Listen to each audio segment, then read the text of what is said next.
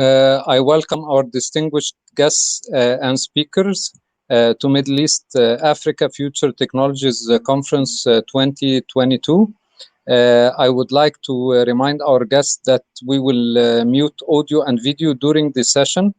You can use the chat box below to ask your questions.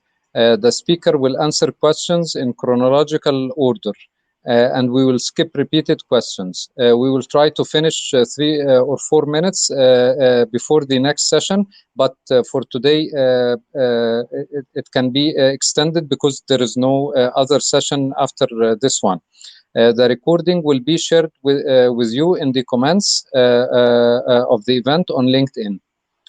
I would like to welcome our distinguished speaker today, Dr. Thiago, and ask him to introduce himself because I couldn't summarize his like prolonged and rich CV. Okay, so you can introduce yourself, Dr. Thiago. Thank you. Thanks so much, my dear friend. Thanks so much for having me here.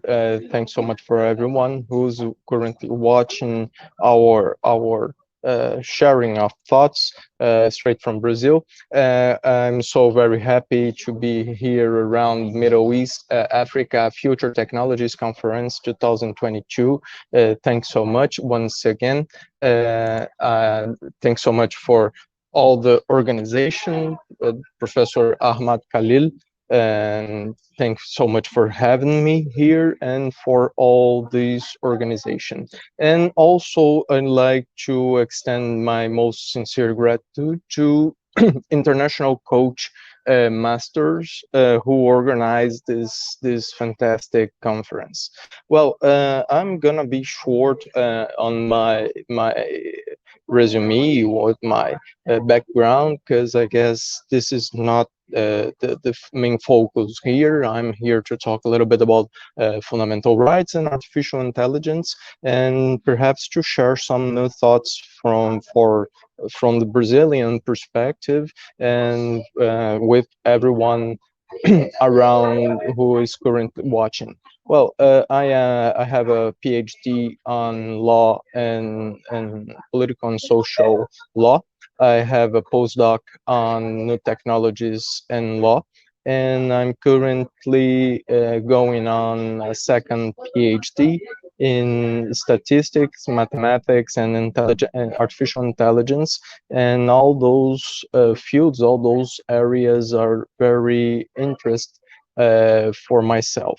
And because of this research, I hope I can share some interesting thoughts on this particular topic, artificial intelligence, and how it deals with the fundamental rights.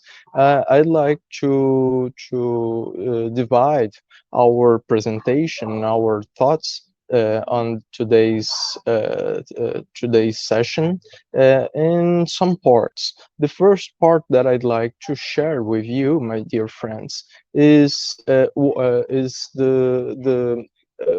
connotation of the fundamental rights and the connection of the fundamental rights with artificial intelligence. In this part, in this session, I'd like to state that the fundamental rights must be applied as a law, must be enforced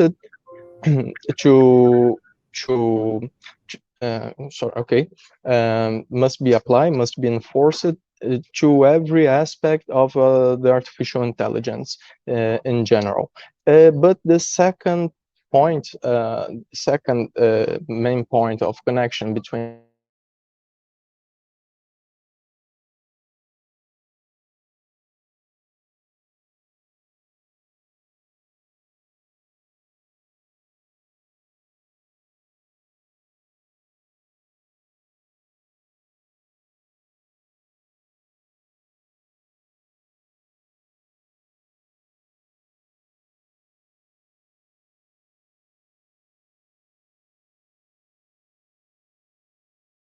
Okay, can you hear me right now? I guess. Oh, thanks so much, my dear friend. I don't know how much of these you take. You couldn't hear anything from this, or last 2 minutes? Okay, let's go. Well, let's go all around the beginning. Thanks so much for the advisement. Well, I'm going to be very brief on my resume. I'm here in Brazil. I'd like to share with you, my friends, that I'm so very happy for the invitation for Dr.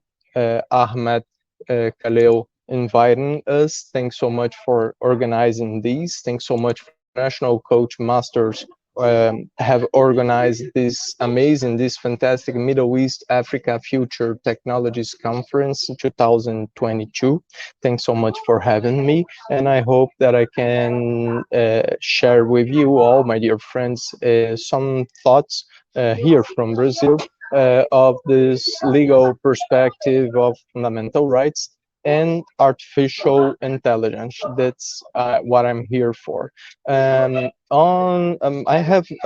gonna be, as I mentioned, very brief on my resume. I have a PhD on social law, social and political law, and I have a postdoc on new technologies in law. And I'm going currently on a second PhD on statistics, mathematics, and artificial intelligence. And because of all these, I hope that I can reach with you, my dear friends, new thoughts, new ideas, and new perspectives on this particular topic, on this particular matter. Okay, well, I'm gonna divide this presentation, this session, in some parts. And the very first part that I'd like to share with you, my dear friends, is about the connection between fundamental rights and artificial intelligence. On the second part, that I'd like to share some thoughts on the concept of fundamental rights and the concept of artificial intelligence. And finally, on the third part of this session, I'd like to share perhaps some new some novelties of the artificial intelligence in Middle East and North Africa, in special, with a special emphasis on Egypt, that I could have some interesting news. And with all these, I hope I can, make share some new thoughts of you, and perhaps to establish some comparison between what some countries are doing in this particular field. But let's go to the very first point of our session, our talk, and our keynote that we are going to have: the connection between fundamental rights and artificial intelligence. When we are trying to have this connection between fundamental rights and artificial intelligence, we must understand that there is at least two different ways that these two matters are connected. The very first way of connection between fundamental rights and artificial intelligence is the law enforcement way of having normative for artificial intelligence. It means when we have some guidance, when we have some governance on artificial intelligence, this governance comes with some bounds defined by fundamental rights. Okay, this is the very first point. This is the very first connection point between those two particular topics, fundamental rights and artificial intelligence. But the second point, and this second point, I will not go very much deeper today due to the lack of the time. This second point, we can connect fundamental rights and artificial intelligence, perhaps using fundamental rights as a data tool, as a data measuring way of measuring, tool measuring for some particular artificial intelligence tool or statistical or anything like this. Let me exemplify those two different ways of approach between fundamental rights and artificial intelligence.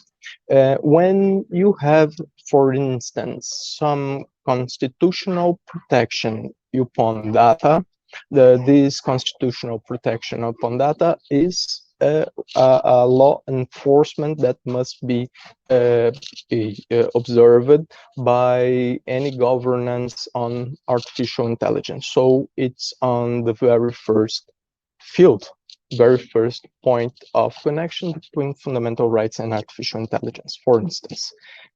And for another example, when you have, for instance, an analysis of a quantitative data about some particular matter, for instance, some health care, some democratic perspective, some liberty or elections, or you can name it, all the fundamental rights that must be that should be or will be quantified as a data. This data, when it's analyzed by a by an artificial intelligence tool, it's naturally a second way of connecting between connection between those different topics, fundamental rights and artificial intelligence. As I mentioned, I'm not going to I'm gonna analyze fundamental rights data. I'm going to share some thoughts about fundamental rights as a law enforcement perspective to establish some guidance for all the normative of artificial intelligence in general, because it's very new thing. It's a very new topic, and everyone is struggling to have some nice normative, some nice perspective. We all are, all the countries around the world are struggling to have some nice guidance about this. And the very thing that I like to highlight at this moment is the importance of the fundamental rights for establishing some guidance on this topic. Why fundamental rights? Why I am being so much I'm been so very much highlighting this particular topic of law. When we have fundamental rights, we are connecting with our constitution. And when we are getting connected with our own constitution, we are enforcing our own society strongness upon all the normative. This is very much important, because when we have some international law guiding, for instance, this particular topic, artificial intelligence, we have some normative that come over the borders of that one society, and this normative is kind of imposed for us without even to think on this particular matter, on this particular topic, which is not always on the best way of dealing with this particular and sensitive topic. Africa countries must have their own agenda. Brazil have his own agenda. US has his own agenda. China, etc. Europe, all those countries must have and do have their own agenda when the concern is artificial intelligence. And when we rely simply on an international perspective, international enforcement, and international normative about that particular matters, we are forgetting our own personal agenda as a state, as a people. And as I mentioned, and as you can imagine, this is not always on the best side to be used, because there are different perspectives of the different people across the world, and it must be respected by all means. Okay, so I am here trying to share this message of do not lightly take the normative, international normative about artificial intelligence, or any normative at all, but in this particular matter on artificial intelligence, from the international community, not without a proper debate inside your own country, as we are doing here right now in Brazil on this very much moment. We here in Brazil receive a semi done text of law, came from some directives of European Union, and we are right now readapting this semi-done text of law, bill of law, to be adapted to our own Brazilian perspective, and must be debated with the society, and must be on the very best interest of the Brazilian people. And as the same way, I saw some very nice initiatives on African countries of councils of artificial intelligence. As I mentioned, I saw some very nice initiatives on Egypt on this particular matter that must be debated with the society in general. Okay, human rights are very much important, but human rights are international perspective of the fundamental rights, which are constitutional law, are a law that come from the very much society of that country. And as a matter of fact, is if human rights are, you are completely correct, Ahmad. You are completely correct. This very topic that you highlight right now, I'm going to share included a thought of a friend of mine, Dr. Emmanuel, who has some very interesting thoughts on the ethical side of it.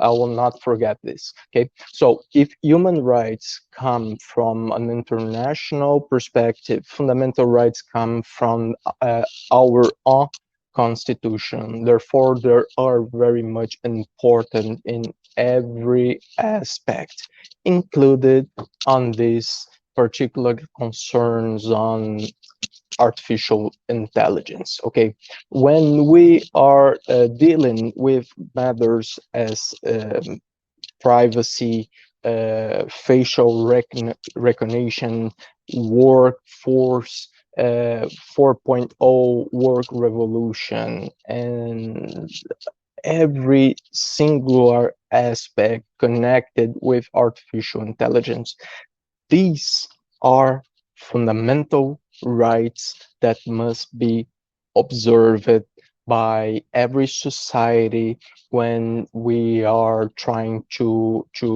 create and to establish new law and new normative and law enforcement in governance on artificial intelligence inside our own society.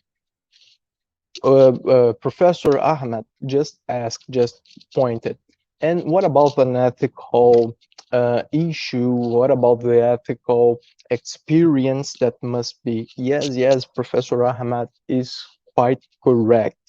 And we will have a presentation of a very good friend of mine, Dr. Emmanuel Goufi, and he defends, he presented always the ethical issue of every aspect of artificial intelligence. He is indeed an ethicist on this particular matter, and he also highlighted the importance of a multicultural experience on this particular topic. So his speech, Dr. Emmanuel's speech, as my own speech, are quite aligned. The very difference between the ethical side and the law and the legal perspective of it is just the enforcement.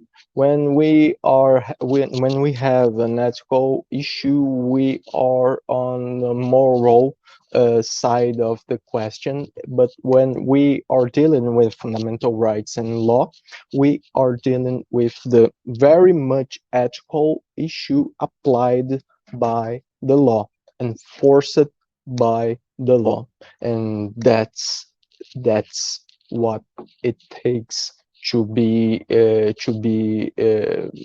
use in a responsible way all the artificial intelligence, and to establish a nice governance of artificial intelligence in a country. Okay, well, so we are struggling here to have an application of a fundamental right connected and defined by with a nice connection with artificial intelligence.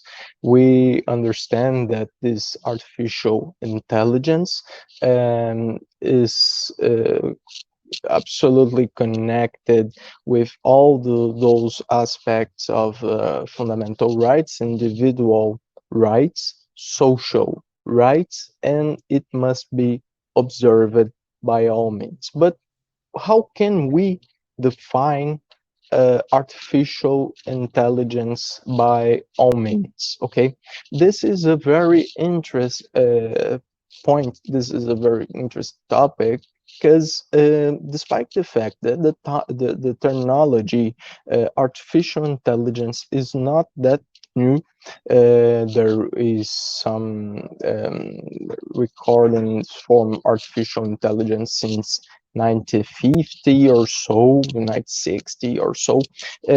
Nowadays, there is a huge wave of using the terminology artificial intelligence as by all means. Okay, this is not new, and this is perhaps why we are here today discussing this particular matter.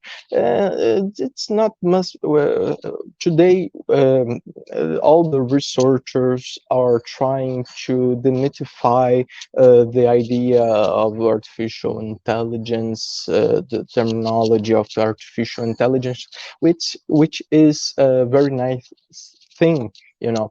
The general society creates some aura, some different, you know, almost godly way of dealing with artificial intelligence, which is not good at all.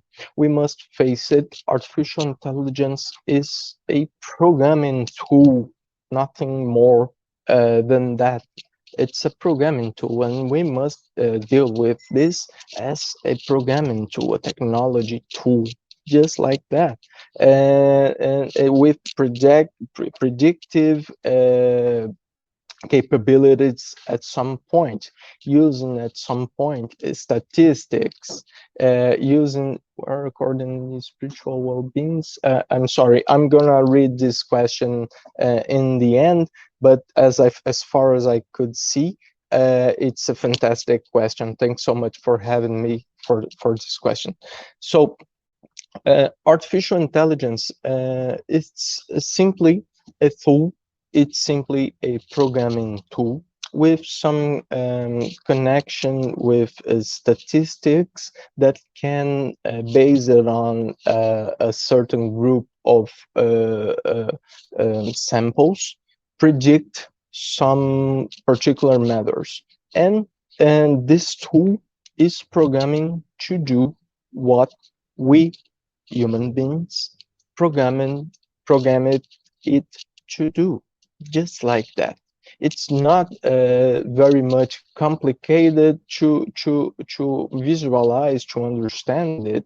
It's a bit complicated to do the programming, but it's not that much complicated to understand it. So at this current point, I'd like to understand artificial intelligence, to establish and classify, to establish some classification of artificial intelligence between good old-fashioned artificial intelligence, this particular manifestation of artificial intelligence is the if and else programming type one, and the second type of artificial intelligence would be machine learning per se, which uses a very strong basis, sample basis, data basis, to try to establish directions and predictions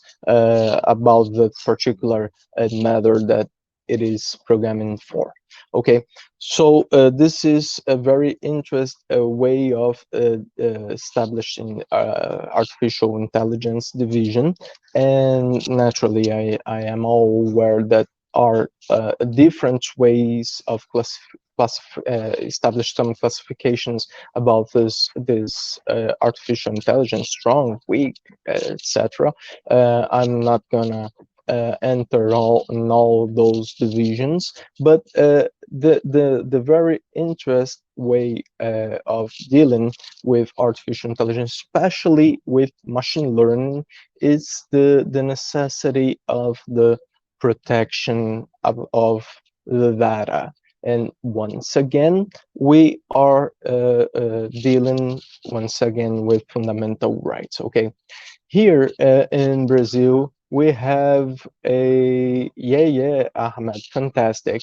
Here in Brazil, we have a very new amendment of our constitution, which put the data protection as a fundamental right, which it came in a very an interesting moment in the history, because we had some laws here in Brazil that protect data in general, but this very constitutional amendment reinforce the importance of this particular matter and this particular topic for our society. Once again, my friends, I am here as a studier of law, and once again, we must understand that when we put something on our very constitutions, we are stating worldwide that this particular matters, this particular topic, it matters, it is important, it must be enforced by all the society. When you put something as a fundamental right, you are stating for everyone who can hear this matters. this is very important issue. So it's not just a law, it's our and a constitution. It's on our constitution, and this particular topic matters for everyone here in the society. So that's the reason, my dear friends, that I'm sharing the necessity of trying to have a better communication with our constitutional law in every country. When you put something on your constitution, you are stating for the companies, you are stating for even the government that this particular topic matters and must be observed in all the governance on that topic that we are dealing. Okay, well, my dear friends, this is some thoughts that I'd like to share connecting human fundamental rights and artificial intelligence. And I'd like now to share with you, my dear friends, some particular topics on the African reality right now. I don't know if you all are aware of, but I use a lot OECD that AI observatory, and this OECD AI, it's a very nice way of monitoring all the artificial intelligence initiatives across the world. Because when this particular topic is on the table, there is some nice advancements on Europe, there is some nice advancements on China, on US even, but not all the countries across the world are quite on the same page when about this topic, artificial intelligence. And I'd like to highlight that this is not a bad thing, you know. The countries must have their own time to deal with these particular matters, and it's natural that each country have his own time had his own time to deal with this enforcement on artificial intelligence.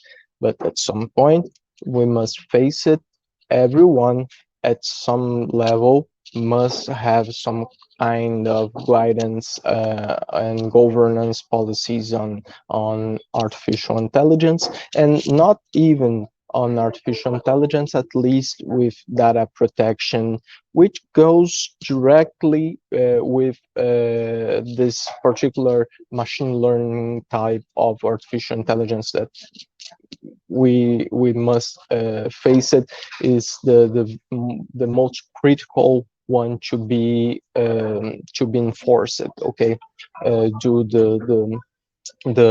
the probability of intimacy invasion and all the potential aggressions of our individual rights. Okay.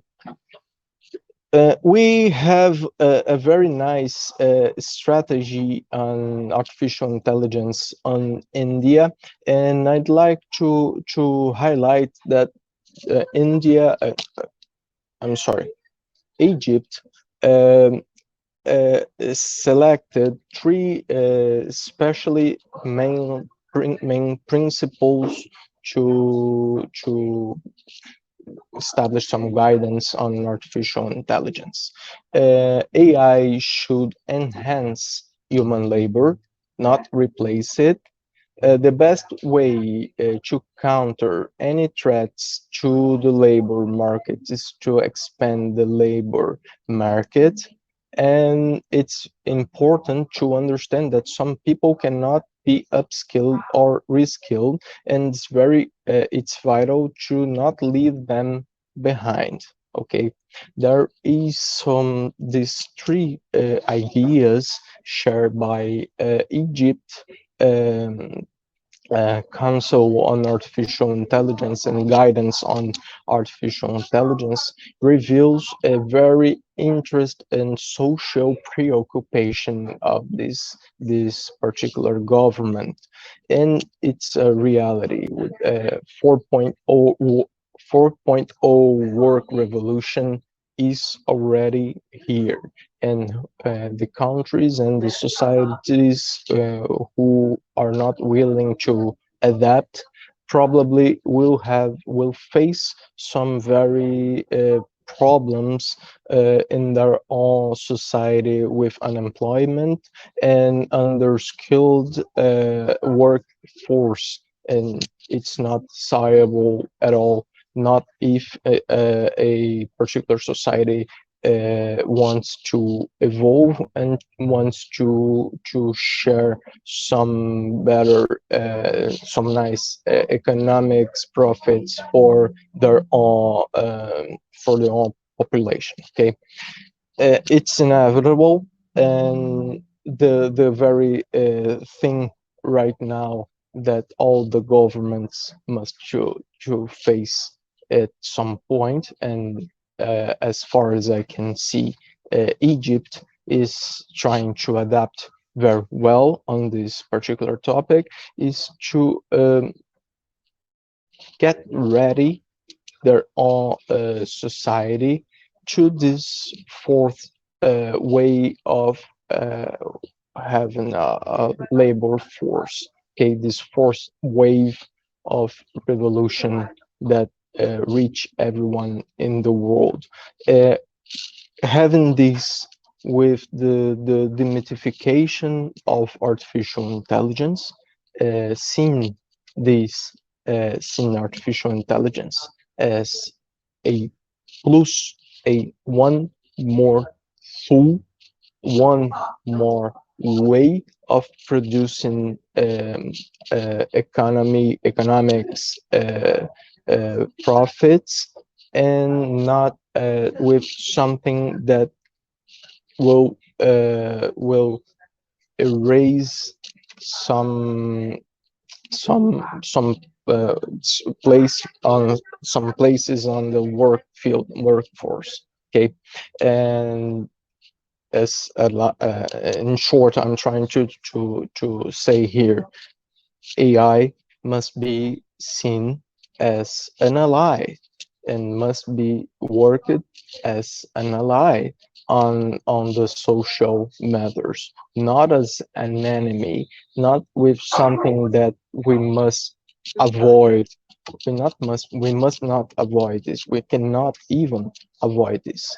When we have some research on Google, we are using artificial intelligence. It's not even, I guess, possible to live in a world like this without artificial intelligence tools. As always, we must adapt. And let's face it, humans are always able to adapt. And to adapt is to understand the problem, understand the situation, and face it. Face it, not to close their eyes to the new situations.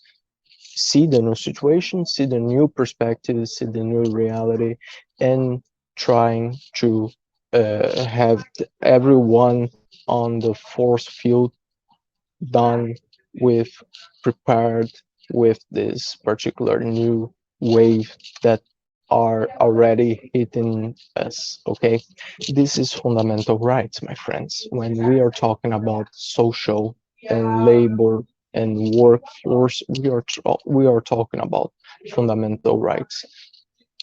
Everything here is a way of establishing some very interesting guidance on this particular matter, on this artificial intelligence. To to finish this brief sharing of thoughts here, and very soon I will read all those questions. I'd like to share a final thought on on a kind of taboo topic.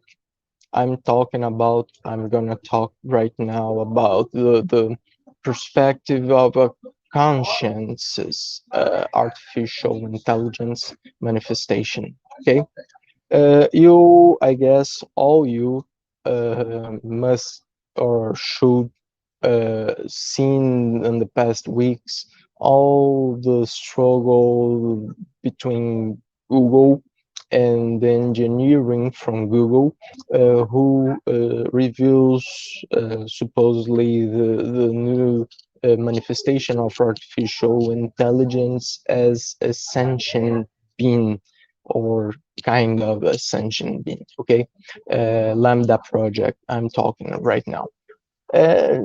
This is I am kind of skeptic. I'm sorry, skeptic on this, because I struggle a lot to affirm that there is a sentient artificial intelligence manifestation at this very point of history. Okay, I do believe that at this point of history we have some very nice machine learning, deep learning tools that mimifies and present the results of their own programming for us in a very extraordinary way that mimifies our behavior. But at least from now, I struggle to affirm that there is a sentient artificial intelligence manifestation. What everything from this is connected with, how everything from this is connected with our topic, fundamental rights and artificial intelligence. It's connected, my dear friends, because until right now, I talked about the human perspective of artificial intelligence and its connection with fundamental rights. Okay, but on the very perspective of artificial intelligence being as a sentient being, this perspective can change the way of dealing with fundamental rights.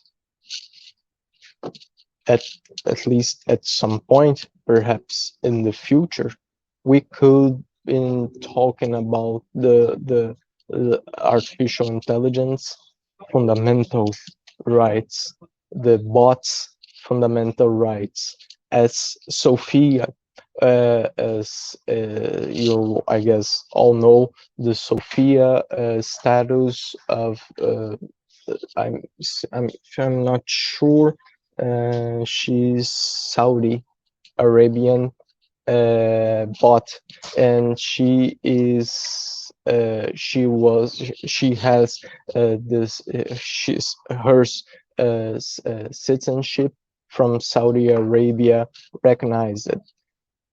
At least on this is not on the table right now, but the debate must begin at some point, and I hope this debate can be done at some point also by everyone on the society, in a very mature way.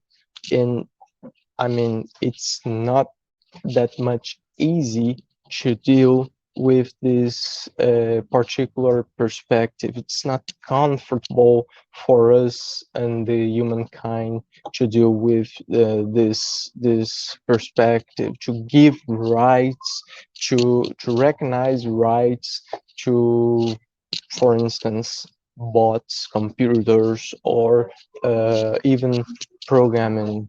It's very tough for us to assume this possibility, but at some point perhaps that it's something that we all must face, at least not now, but at some point we perhaps would have a computer sufficiently potent, sufficiently with all the apparatus to sustain a piece of self-conscious artificial intelligence. At some point, this will be something that we all, as human kind, will face it perhaps in a couple of years from now, but I guess not from this very much perspective. This very not in this very point, this very point on the history. I'm gonna read right now some questions. Haja asked, where, according to you, does the spiritual well-being fall between fundamental rights and AI ethics? A very nice question, Haja. Thanks so much for asking me. It's tough question, you know, because when we study law, my dear friend Raja, the law perspective is it's a bit more objective than if compared with ethics. Okay, in general, I mean, I'm not just share some thoughts about fundamental rights on artificial intelligence and ethics and artificial intelligence. I am trying to be as general as I can be. When we are facing a legal perspective, we are trying to be connected singularly with the law, and the law as an objective way and manifestation of the society. Okay, when we are dealing with some ethical perspective, there are some more subjective perspectives than comparing with the law. Okay, so when I believe when we are dealing with this spiritual well-being, I am all in to put it on an ethical perspectives than in a fundamental rights perspective. This well-being, spiritual well-being, will be faced by fundamental rights, but is as a more objective perspective than a subjective perspective of the ethics approach. I hope that I could have answered your fantastic question, Haja. Thanks so much. Ahmad just pointed that China is using 3 million street camera connected to AI databases and social point systems. They deduct social points whenever someone's caught by an AI, anything criminalized or fined by the law, and that stops for traveling and using public transportation. What are your thoughts on this? Fantastic question. I have a fantastic friend of mine, Professor Lukasiewicz from Poland, and Professor Lukasiewicz are currently watching face recognition in general, and this is, I mean, once again, a Chinese perspective of using artificial intelligence. It's something that we on the west side of the world would use by all means. Probably not, I don't know, but if the Chinese are willing to use this perspective of using artificial intelligence as a facial recognition to avoid criminality, it is their choice. They have their motives, they have their agenda, and what I mean, it must be respected by everyone. All the societies must have the opportunity to establish this kind of debate, this kind of agenda in their own cultural aspects. As I mentioned, knowing that some of our society uses a more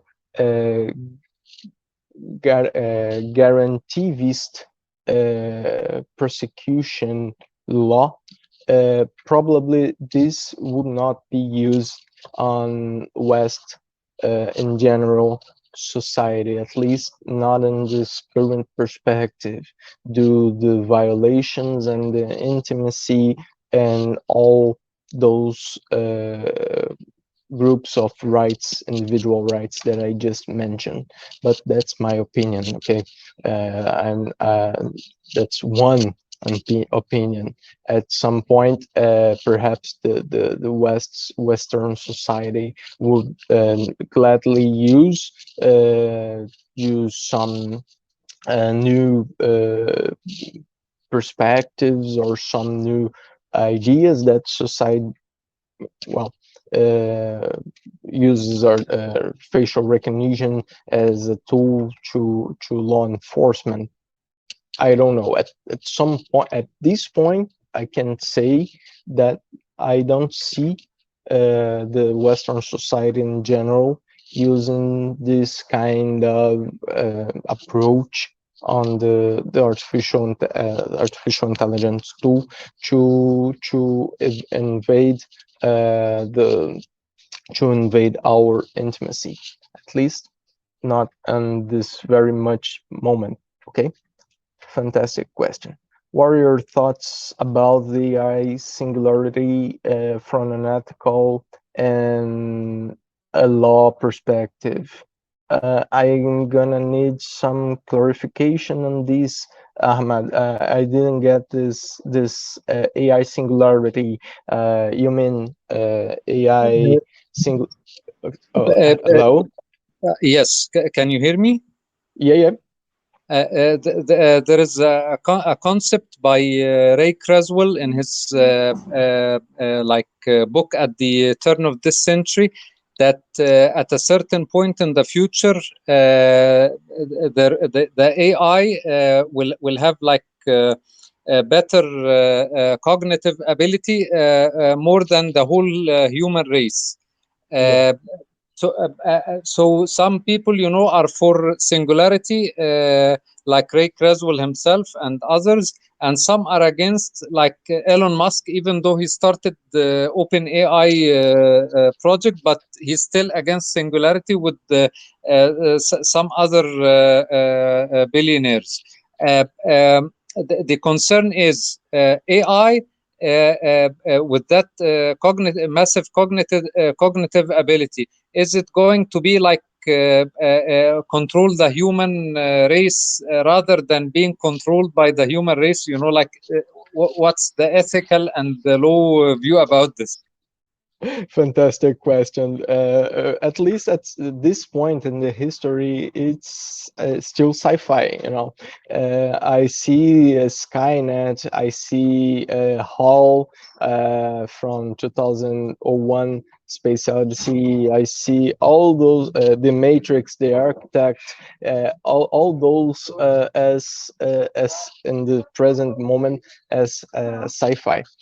I don't know how will be in the future. I see, my dear friend, as I was mentioned right now when I was talking about the fundamental rights of the artificial intelligence, I was wondering very difficult to mimetize a human, all the human process, all the human mind process. It's very tough to do this. Even now, with the most advanced advances on the area, GDP3 is a fantastic example of this. Even now, all the output of the artificial intelligence are being programmed by human beings. It means at some point in the history, the artificial intelligence would be very much advanced, but as far as I can understand, not on the very next couple of years so far. When it does, and if it does, I hope very much, my dear friend Ahmad, I hope very much that the humanity will be able to develop a tool that comes as a tool of an aid for humankind in general, not something created to be some another preoccupation for humankind in general. I hope this news advancements of artificial intelligence come with a nice purpose and a nice way of establishing humankind for new perspectives. And there is another question, a final question. It's a fantastic question, as always. Do you see a future where AI judges are issued courts order that cannot be challenged or debated? This is a fantastic question, my friends, and I'll be brief on this answer due to time. Okay, there is some very interesting initiatives across the globe, and here in Brazil there are some very nice initiatives on these particular matters. And okay, Henar, I will read your question there then. There are some very nice initiatives across the globe to have AI judges to analyze the suits in general, all the manifestations and the judiciary branch in general. At some point, it is some gain of time, because when AI analyzes something, it will do in a blink of an eye. When a human judge, do this, the very same process, this human judge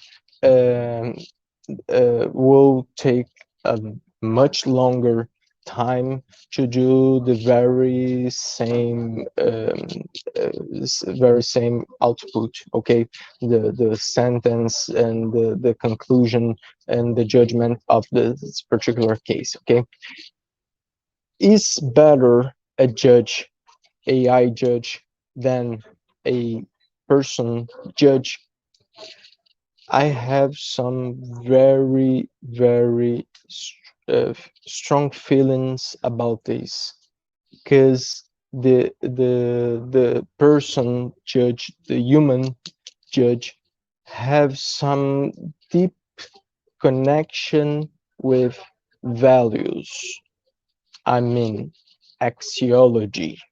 It means when a judge judges, it does with his own values, which is a very nice thing. Everyone of us have a different set of values, a different agenda, a different subjective values, axiological values, which is a very nice thing that makes us human, makes the decision-making process a human thing. And I do believe in this. I do believe in these values. I do believe in the necessity of a human judge to analyze those most difficult cases that must be observed and must have attached with some kind of value analysis. This is something that we must to still maintain on the judiciary branch and the legal system, at least in my opinion. We have gain of time on AI system judge. Oh yes, we'll have a lot of AI time, gain of time, but I don't know in which cost. We are right now facing another new fundamental right, the right to be eventually judged by a human being. It's almost crazy when I say it out loud. It's the right to be judged by a human being. It's something not on the future. It's something right now in a few bunch of countries that are beginning to establish some different AI tools to help and perhaps to judge cases on the judiciary branch. It's something we are currently facing it right now. Thanks so much for your question. Hannah, what are your thoughts about the legal challenges of an AI for the companies? Hannah, fantastic question. When we are talking about companies and the use of AI in general in business, we must face profit is on their agenda, and it's not a bad thing. You know, the bad thing is when you put the profit and you put this artificial intelligence use and the profit gains upon all the law enforcement and the governance in general and the fundamental rights in general. When a company uses artificial intelligence, I mean Google, I mean Tesla, I mean Microsoft, doesn't matter. All those companies have the right to use artificial intelligence tool and Facebook and Meta. They all must be respected for this particular right. But when the consumer, and we are all consumers on this perspective, when we consumers use this particular AI tool from those different companies, we must understand and acknowledge that we are using a AI tool, an AI tool eventually used with the profit purpose. We must not be naive, my dear friends, to realize that Facebook is putting on our disposal of a tool named Facebook, because Facebook is Mark Zuckerberg is a nice guy and he wants everyone be and live in peace. Facebook is a very very lucrative tool, technological tool, and they want profit, simple like that. So when you are connected with Facebook and you are interacting on the Facebook platform, you must understand that every input of you, and data of you, is and will be used by Facebook as a profit tool. Okay, and this kind of understanding, this kind of acknowledge must be spread to everyone, so we realize what we are into when we type something, when we have fed our profile on Facebook, on LinkedIn, on YouTube, on Google, whatever.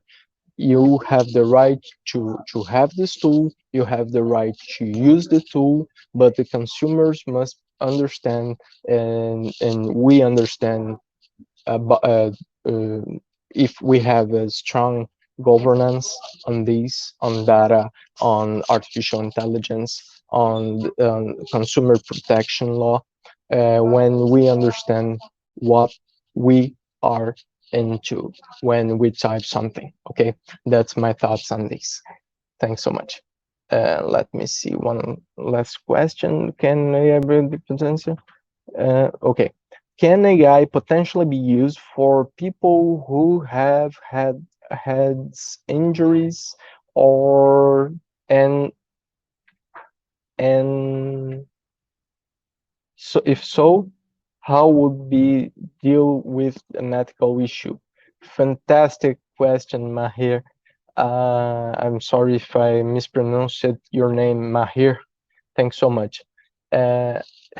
Yes, my dear friend, it's not something easy. The person is there. The complexity of rights is there, Mahir. And the AI will be used as a tool, as a prosthesis of this person. So I don't see much of a struggle of using an AI tool with the purpose of helping someone, for instance, who is in a semi-vegetative state with, for instance, without a limb, and AI will be used to control a prosthetic limb or something like that.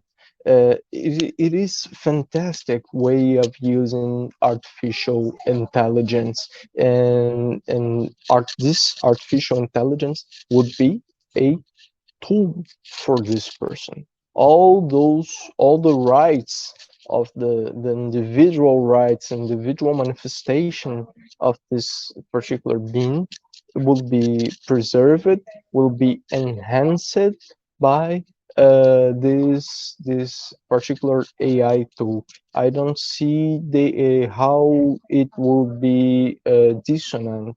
They are consonants. They are in AI will be considered as a tool of improving the quality of life of this particular being.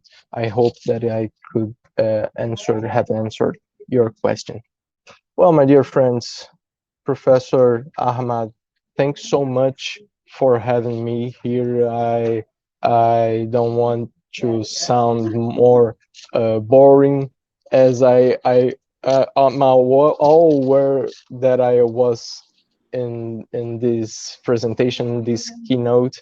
Thanks so much for having me here. Thanks so much for the opportunity for sharing some thoughts on social and legal aspects of artificial intelligence. And once again, my dear friend, thanks so much for all the organization of this very, very nice Middle East Africa Future Technologies Conference. You are the best, and you have something very, very interesting here. Congratulations, my dear friend. Thank you, Dr. Thiago, for this great presentation. The topic is always interesting because it touches, the current and future lives of people around the world, and maybe they do not notice it at the moment, but for sure it will be, affecting them directly in the future. As I recall, Edward Snowden in a song that was created by Jean-Michel Jarre. He quoted Edward Snowden mentioning that even if you don't care about the current data that that is leaking from your profiles or from your data on the internet, it might be very important for a whole country or a whole lifestyle in the future. So the danger that you can see at the moment, it can be very dangerous in the future. So it's very important topic. Thanks a lot, and thanks again for the insights and the great answers to the questions. I remind the attendees that we will be sharing the recording of this session on the comments of the event on LinkedIn and on YouTube as well. Also, we will come again for the next session on the 25th, the session that was postponed today because of the illness of the speaker. So it will be on the 25th of July at 6 p.m. Cairo time. Thanks again. Thanks so much. Let me, Professor Ahmed, sure. Please. I forgot, I was mentioned with you, my dear friends, that I'd like to share with everyone. Please, I'm going to share my screen right now, and I'd like to first hand it to what? I am not been able to. You can turn off the first video just to help the second one bandwidth. Let me see if I can. Share. Let me see if I can. Okay.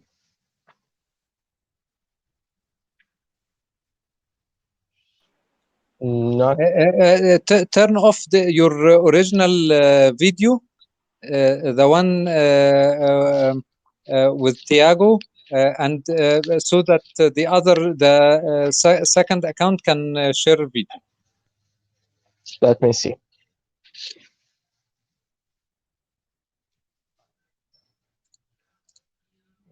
Sure.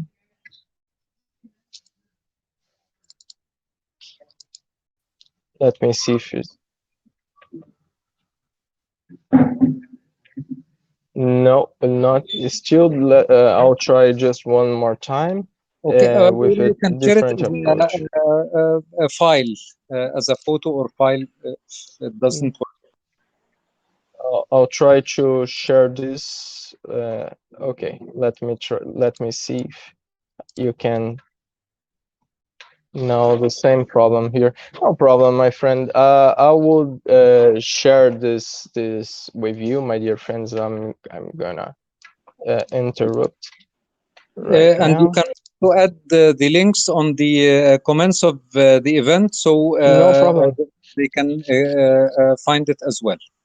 No problem, my friend. But let me just share with you, my dear friends. I am on my second book launching this very week.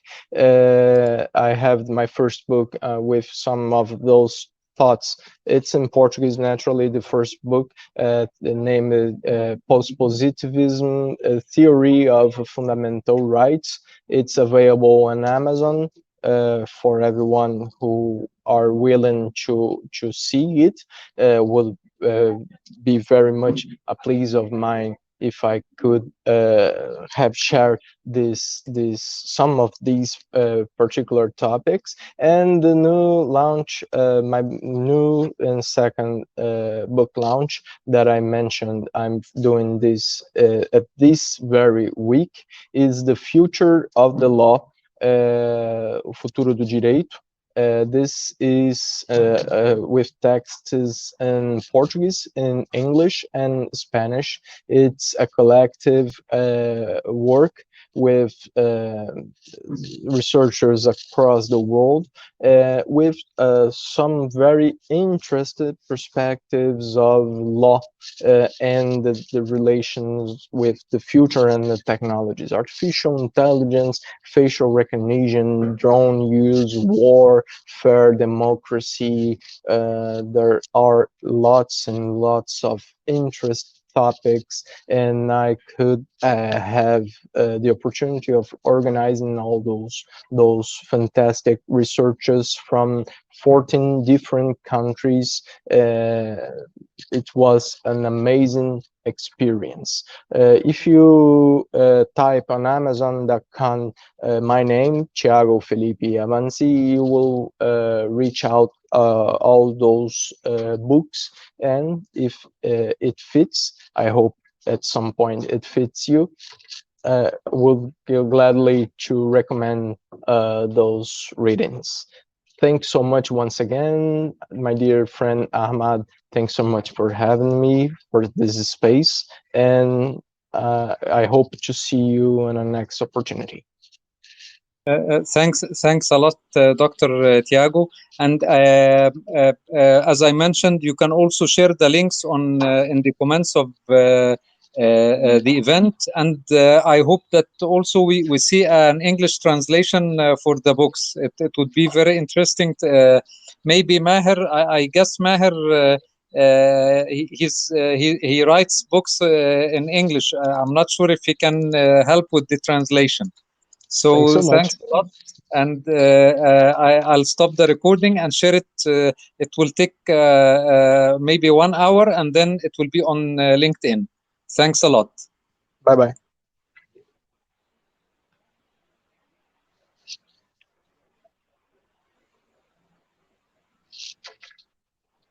Bye, my friend.